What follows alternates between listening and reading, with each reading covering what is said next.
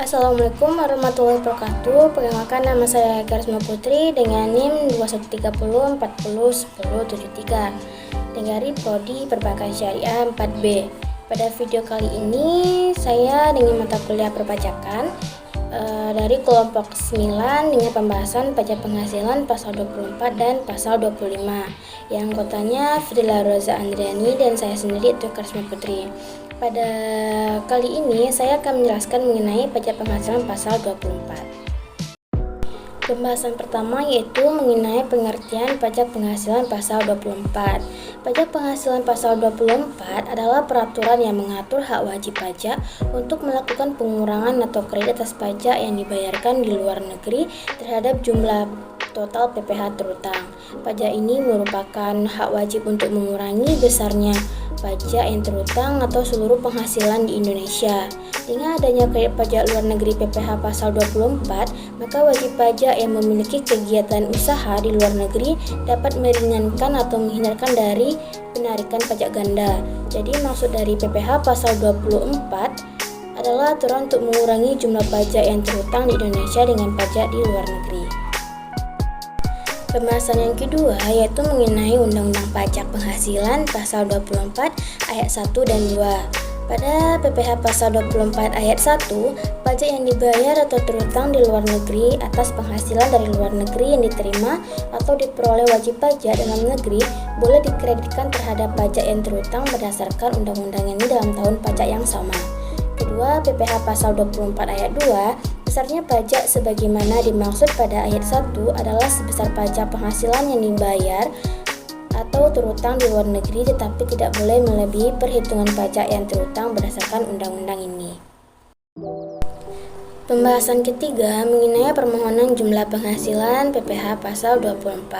Pajak yang terutang atau telah dibayarkan di luar negeri dapat dikreditkan terhadap jumlah total PPh terutang dengan cara ketentuan wajib pajak harus membuat surat permohonan kepada Direktur Jenderal Pajak dengan lampiran. Yang pertama yaitu penghasilan dari usaha, yang kedua penghasilan lainnya seperti hasil dari sewa, bunga, royalti dan lain-lainnya. Ketiga, dokumen pembayaran pajak di luar negeri. Permohonan kredit pajak tersebut harus disampaikan bersamaan dengan penyampaian SPT tahunan. Pada pembahasan yang keempat yaitu mengenai penentuan sumber penghasilan PPh pasal 24. Terdiri dari 7 sumber penghasilan. Yang pertama yaitu penghasilan dari saham dan sekuritas lainnya, serta keuntungan dari penghasilan saham dan sekuritas lainnya adalah negara tempat badan yang menerbitkan saham atau sekuritas tersebut didirikan atau bertempat berada. Yang kedua yaitu penghasilan berupa bunga, royalti, dan sewa sehubungan dengan penggunaan harta gerak adalah di mana tempat negara pihak yang membayar atau dibebani bunga royalti atau tempat tersebut bertempat kedudukan yang berada. Yang ketiga yaitu penghasilan berupa sehubungan dengan penggunaan harta tidak bergerak di negara tempat harta tersebut terletak. Keempat yaitu penghasilan berupa imbalan sehubungan dengan jasa pekerjaan dan kegiatan sesuai dengan negara tempat pihak yang membayar atau dibebani imbalan tersebut bertempat kedudukan atau berada. Yang kelima yaitu penghasilan bentuk usaha tetap adalah negara tempat bentuk usaha tersebut menjalani usaha atau melakukan kegiatan. Yang keenam yaitu penghasilan dari pengalihan sebagian atau seluruh hak penambangan atau tanda turut serta dalam pembiayaan dan data pemodalan dalam perusahaan pertambangan adalah negara tempat lokasi penambangan berada. Yang ketujuh yaitu keuntungan karena pengalihan harta tetap adalah negara tempat harta tetap berada. Keuntungan karena pengalihan harta yang menjadi bagian dari suatu bentuk usaha tetap adalah negara tempat bentuk usaha tetap berada. Pembahasan kelima mengenai ketentuan penggabungan penghasilan yang bersumber dari luar negeri. Yang pertama, penggabungan penghasilan yang berasal dari luar negeri dilakukan sebagai berikut. 1. Untuk penghasilan dari usaha dilakukan dalam tahun pajak diperolehnya penghasilan tersebut. 2. Untuk penghasilan lainnya dilakukan dalam tahun pajak diterimanya penghasilan tersebut. 3. Untuk penghasilan berupa dividen dilakukan dalam tahun pajak pada saat peroleh dividen tersebut ditetapkan sesuai dengan keputusan Menteri Keuangan. Kedua, kerugian diderita di luar negeri tidak boleh digabungkan dalam menghitung penghasilan kena pajak. Pada pembahasan yang keenam, yaitu kita membahas cara melaksanakan kredit pajak luar negeri PPh pasal 24. Dalam pengkreditan pajak yang terhutang atau dibayar di luar negeri, wajib pajak harus menyebutkan permohonan kepada Direktur Jenderal dengan lampiran sebagai berikut. Yang pertama yaitu laporan keuangan dari penghasilan yang berasal dari luar negeri. Yang kedua, fotokopi surat pemberitahuan pajak yang disampaikan di luar negeri. Yang ketiga, dokumen pembayaran pajak di luar negeri. Penyebab permohonan kredit pajak yang terhutang atau diberi luar negeri tersebut dilakukan bersamaan dengan penyampaian surat pemberitahuan dan pajak penghasilan. Berikutnya pembahasan yang ketujuh, yaitu mengenai batas maksimum kredit pajak PPh pasal 24. Pajak penghasilan yang terhutang atau dibayarkan di luar negeri yang boleh dikreditkan terhadap jumlah tetap PPh terhutang dalam negeri adalah pajak yang langsung dikenakan atas penghasilan yang diterima atau diperoleh wajib pajak luar negeri tersebut, baik penghasilan dari modal, dari usaha, dividen, sewa, atau dari penghasilan lainnya luar negeri. Selanjutnya pembahasan ke-8, yaitu pengurangan atau pengembalian pajak penghasilan luar negeri PPh pasal 24.